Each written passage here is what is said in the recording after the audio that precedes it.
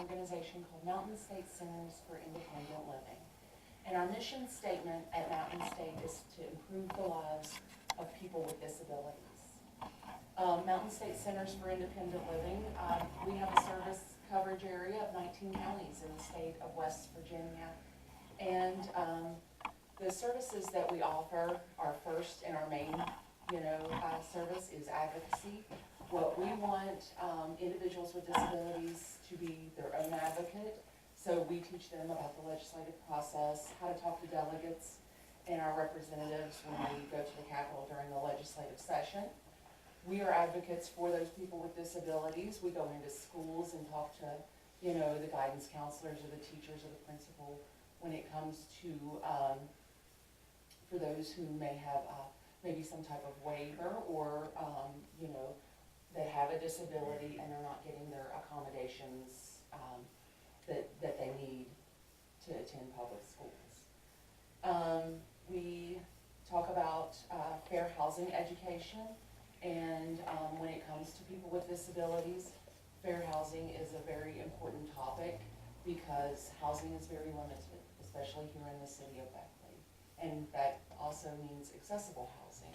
Those that have wheelchair ramps when you can get in and out of their houses and apartments and things like that. We talk and we provide education for employees and employers on how to hire people, or on how to hire people with disabilities and the public accommodations that they may need so they can, join the workforce and be a part of the community. We provide information and education to businesses and state and local entities when it comes to the Americans with Disabilities Act. That act was signed into legislation on June 26, 1990, and still to this day there's lots of businesses and organizations that aren't ADA compliant. When I talked earlier, the legislative training, during the legislative session, I'm there every week talking to our delegates. One of the most important things, topics that we did discuss during this session was equal pay for equal work. A lot of people with disabilities get paid sub-minimum wage wages because they have a disability. They're still doing piecemeal in West Virginia? Sheltered workshops, yes sir, they are. So I was going to our delegates and senators talking about the need that those with disabilities, if they're doing the same work as everyone else, they deserve the pay as everyone else. I don't know if we can, is it okay to ask questions? Yes, please, give them up. Yes, I want them. So I have noticed that there are a lot of places, mostly fast food places, for example, that have programs where they are working with people who have disabilities to integrate them into the workforce. And a lot of times, they'll be doing cleaning and things like that. And are those people generally paid the same, or is it? In many of those cases, yes. There are only, in the state of West Virginia, 8 sheltered workshops. So there's, I'm not sure what that means. a sheltered workshop means they're getting government and state kickbacks. They're getting funding for hiring these people, hiring individuals with disabilities, and not having to pay them. They're paying them $3 an hour. I see. And the government's kicking in the rest of it? Yeah, well, Or the the government's paying? government's paying that organization that money, but they're It still not doesn't- getting paid minimum It wage. doesn't go to the people that are doing the work. That's exactly right. An example that I worked for Goodwill for 15 years, and we had a piecemeal operation in car parts. And we luckily converted and made it to minimum wage. But they would put 4 screws in a plastic bag and then put it with a bracket that would hold the plate for the license plate. And all the big 3, if you had a bracket holding your license plate, it came from Goodwill in Detroit. And they were paid, I don't think I'm exact, 75 cents for every bag they handled. So they could do hundreds and thousands of bags before they would hit minimum wage. So that's what she's speaking about piecemeal work. Right, right. And, in many of those situations and circumstances, they are paid a minimum wage. The Division of Rehabilitative Services, which is a organization that, does job placement, they contract, us out to serve and work as job coaches. And, everyone who goes through the Division of Rehabilitative Services or our organization, you're paid minimum wage, at least. In our office, we're located at 329 Prince Street in Beckley, right across the soon-to-be old Beckley Police Department. We offer independent living life skills classes. So those who are interested, we do classes 2 to 3 days a week. We teach them life skills, cooking, cleaning, how to balance their checkbook. If you guys know, I still use my checkbook, but so, how to meal prep, how to work within their budget and live independently in their own homes and in their own communities. Because our organization, we feel that, many times in a nursing home situation, they're not getting to be out in the public. They're not getting to socialize and all those things that for individuals who don't have disabilities, we kind of take for granted. So we want them living in their own homes, in their own communities, and being as independent as their disability allows them to be. Peer support, yes.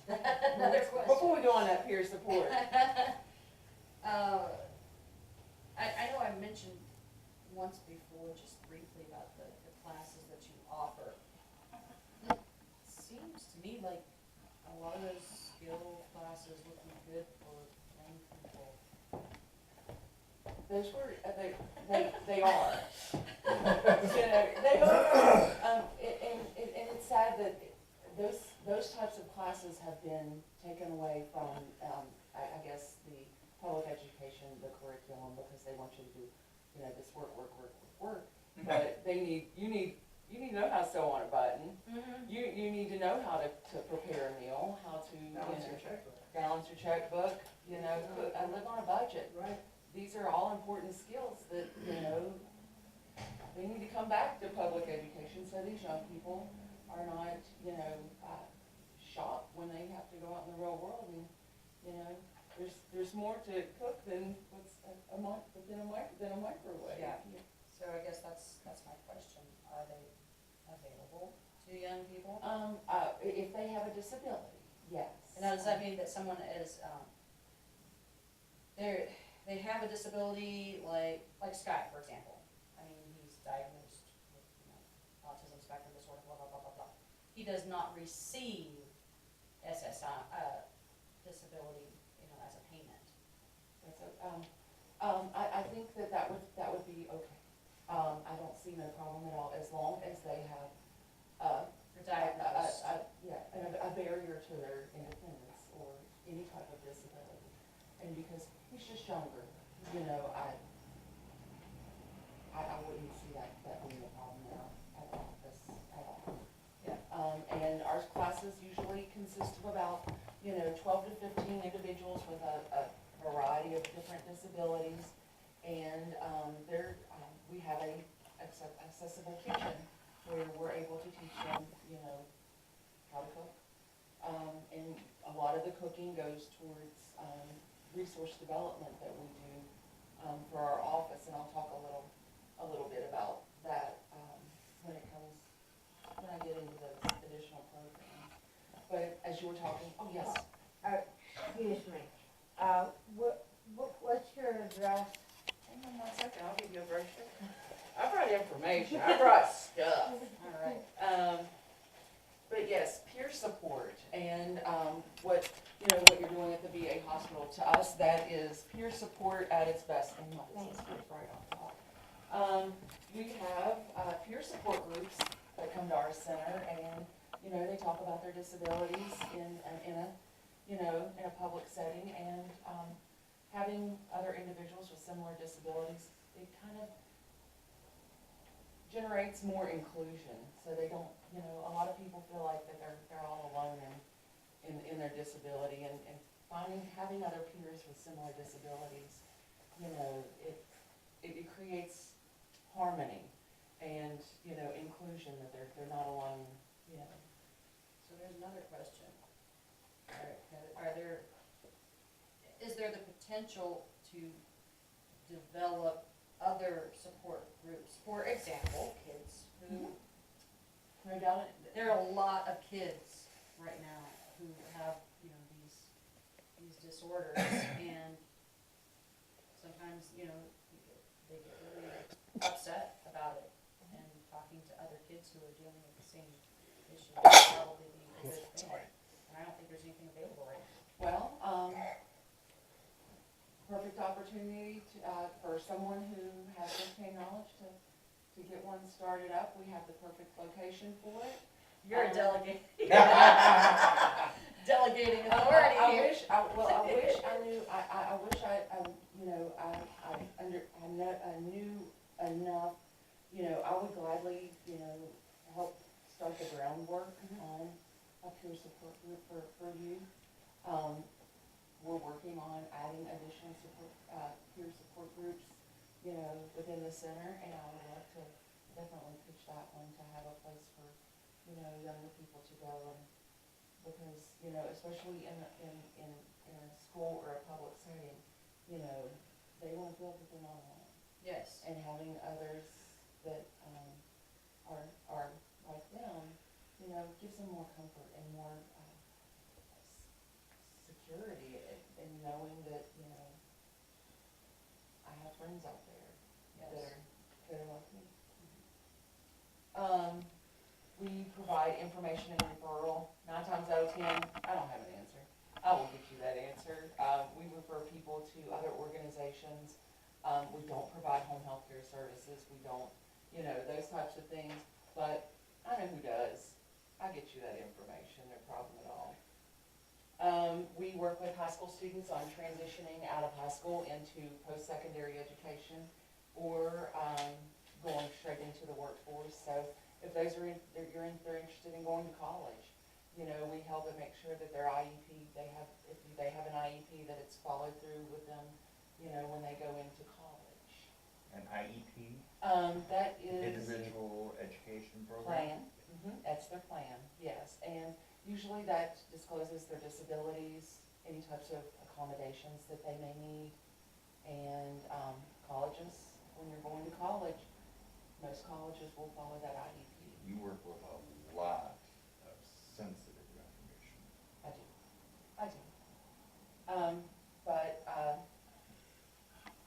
a lot of them, the individuals that we work with and usually come to the office, they'll tell you their sensitive information. And because they want you to know, you know, and they don't want to be treated like they're different, you know, or special. You know, I'm just like you. I just have to go around. I just have to do what you do, just a little bit different. And that's why I love, you know, the individual. We call them consumers, clients. That's why I love working with them, because, you know, they're very open, they're very honest, and we go to schools during the month of October, which is Disability Awareness Month, and we go to elementary schools and middle schools, and we talk to students about the ADA, and we call it people first language, that you're a person before your disability. And you know, when you're talking to someone who has an interpreter who may be deaf or hard of hearing, that, you know, talk to me, don't talk to my interpreter, you know. Or if I have a service animal, you know, don't touch my service animal. We have to tell, you know, we want to tell kids early that dog is doing the job and it is working.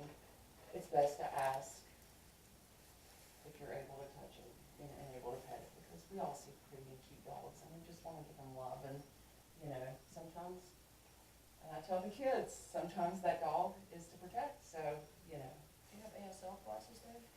We teach basic sign language classes for, our consumers. But New River Community and Technical College, they have a basic, American Sign Language class, and that is taught by Alice Almond. And Alice is with the Division of Rehabilitative Services, and she is a child of a mother and father who were both deaf. I went to school with her. Yes. I'm so happy to hear that. Yes, she's teaching at New River, and she is at, Hey, DRS, Division of Rehabilitative awesome. Services. She is. Are we able to call upon her if we need an interpreter? It's best if you're needing an interpreter to go, to the West Virginia, Association for the Deaf and Hard of Hearing. They're, I'm sure VA does.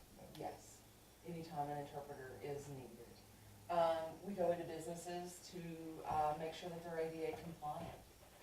If it's a newly constructed building, we'll go in and let them know, you know, what the code is to have, you know, universal design and having that building accessible. One of our programs that we do talk about is our community living service program that we have. That is for individuals with disabilities, and what we want to do is keep them out of that nursing home setting. And if that's something as getting a wheelchair ramp, a modification to their vehicle or to their home, doors widened, hearing aids, any types of durable medical equipment, we provide those. But on the side note, where we are funded state and federally, that wait list is a little long. So it's sad that we have to tell people who may need a set of hearing aids that it may be 4 years before they receive their hearing aids. So our office does a lot of fundraising. Our next fundraiser is Wednesday. We're doing a spaghetti dinner fundraiser at the center. You can come to our office from 11 until 3. Sit down, our consumers will take your order, serve you up spaghetti, and we have an individual in Crab Orchard who is needing hearing aids. So the funds raised we'll purchase her hearing aids for. Actually, I have a real quick question about the spaghetti dinner, because I know I bought. Yeah, you did. Two. Is it meat sauce or? If you need a vegetarian, I will work you up a vegetarian. I'm gonna do I didn't think about it because I Yeah. wasn't aware of it at the time. yes, for yours, I can do some tomatoes, onions, peppers, and mushrooms. Beautiful. And a tomato sauce. Beautiful. Ooh, Or the other will be a meat sauce. red flaky flake? Someone else said, will you have enough Parmesan cheese? We put that on the list. Red pepper flakes, I'll put it on the list. Gotta have Parmesan cheese. Yeah, that's right, that's right. So, what we do, a lot of community outreach. Our consumers get together once a week. We get food from One Voice, and we do the backpack program, where they are filling backpacks full of food for kids who may not be eating, you know, on the weekends.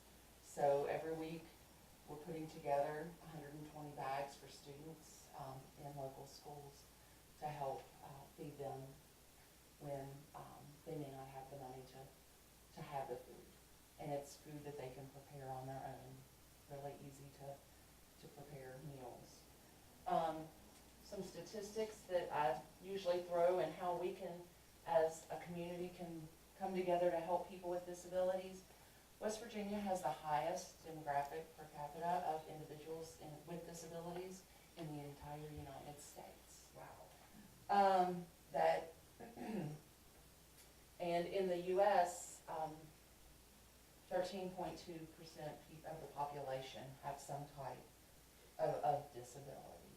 And so as a community, when we talk about accessibility and making our community more accessible, the first thing I tell people who have businesses, employ somebody with a disability, give them a chance.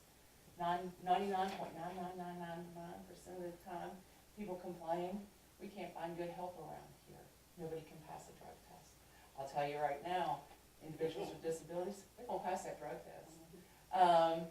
And they have that feeling to go beyond their job duty and their job requirements because they personally feel like they have something to prove. We can help in areas of transportation, so when we talk about that need of transportation, we have a need for accessible transportation because, we do have the New River Transit. Sad thing is, it only runs Monday through Friday. They have social lives. People with disabilities have social Yeah. lives. They want to get out and they want to go shopping on the weekends and go hang out with their friends and family, but right now, transportation in the city doesn't really kind of welcome that. So I would like to see change with our transportation to offer it every day. Yes. Have you gone to the Chamber of Commerce? I work directly with the chamber, right now because they still consider New River Transit kind of new, that they're hoping to broaden, but I don't like to take my time doing anything. I'm ready just to kick some doors down and just say, hey, here it is, let's go, let's get it done, and let's do it now. Don't have to ever do, because there's too many things to be done. That's right, why jump through hurdles when you can just knock them down? We were fortunate enough Hot last roller derby over here. Well, that's the hate coming out of my heart. Last year, the City of Beckley was fortunate enough to receive a HUD block grant, and that's how you saw many of the curb cuts that were put along in the City of Beckley. I believe it was about 120 when I counted them. What about the rest of the sidewalk? What about the rest of the side? That's another issue that, in the future, you'll be hearing more about that coming from myself with the complete lack of accessibility when it does come to sidewalks. It's horrible. It's like you have these nice curb cuts and the rest of the sidewalk looks like a minefield, It does. Or you have the telephone pole right in the center Right. of the sidewalk and someone with a wheelchair. That's Right. exactly right. Right. Can't get through. But that's exactly right, and that's one of the issues that, and concerns that I have that, as a community, these telephone poles are an issue. And I don't just think about individuals with wheelchairs, I think about the mom who's has a stroller. Yes. I think about someone who's using a bicycle, Or someone who's blind. I mean, right, any type of visual impairment. how can they be independent with the situations we have around here? That's right, so, I continue to, let them know about our lack of accessibility, to get those with disabilities, because on the weekends, you'll see more chairs on sidewalks, or because the sidewalks are in disrepair, navigating, on the street, and it's not safe for them or, for anyone, because our sidewalks, we have some concerns, we have some issues. But the great thing about that block grant, we can receive some more money this year, and, that through HUD, that's urban development right there.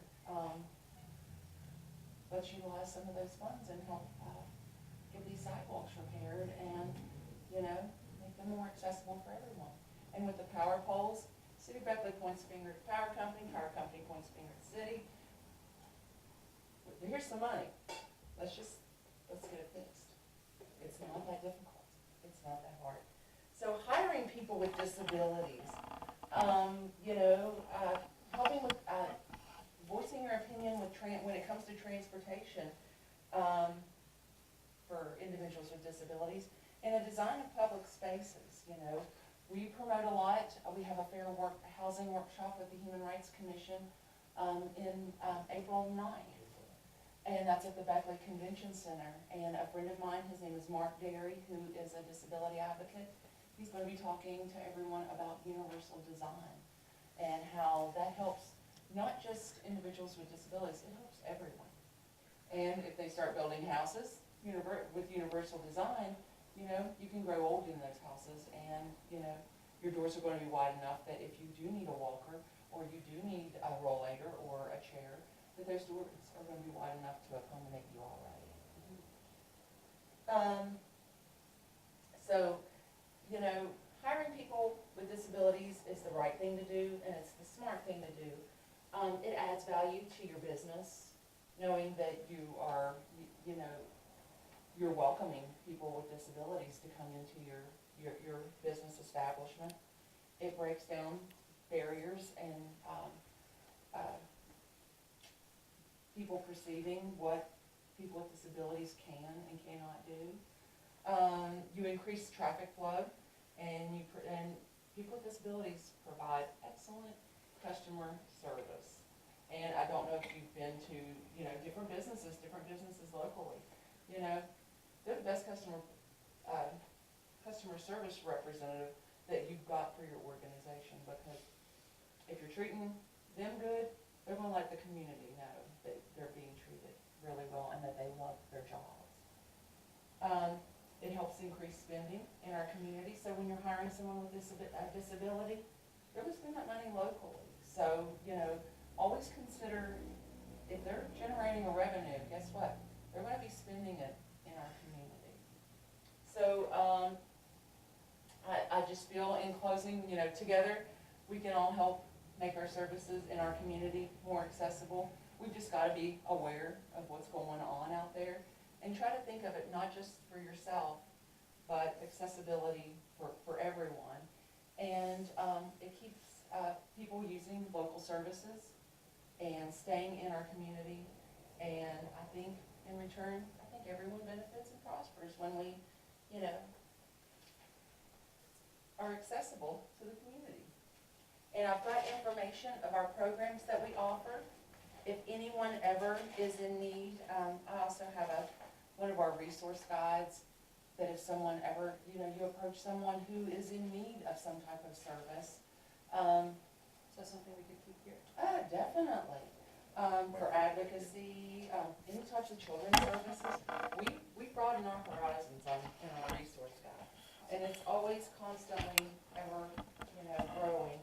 But, one of the great things when we do go to schools, and I do get to talk to the kids about the Americans with Disabilities Act, you know, letting them know that not too long ago, kids weren't, you know, allowed to go to public schools because of the lack of transportation and going to public places. And, you know, once you talk to the children and you get them understanding that, you know, everyone, you know, your mom, your family members, your friends, somebody has a disability, you know, they become a whole lot more understanding to, you know, their own disabilities as well as others. But I've got tons of information in here if anybody needs it. Here's a little flyer for our spaghetti dinner fundraiser. And we try to do 3 or 4 fundraisers a year, and we select someone who's on our list, our wait list, to receive whatever services that they need. And we try to raise that money to go ahead and knock that out and get that out of the way. Thank you, Kelly. Woo! Any questions, anything, I'll find an answer. Yes, sir. Are you affiliated with, I just read in the paper that there's a group that helps the homeless? We aren't, but we do assist in helping find accessible housing. For those that are living handicapped? Right, accessible housing. And usually we try to find anything local, because there is that need for local housing that's accessible for everyone. And a lot of times that has to be Section 8 housing, because it's collecting an SSI check. There's stuff that they can't live off of an SSI check, so absolutely. And that's why a lot of them choose to work, because one, it gets them out and lets them be a part of the community, but it's difficult to live off of $20 in food stamps and $661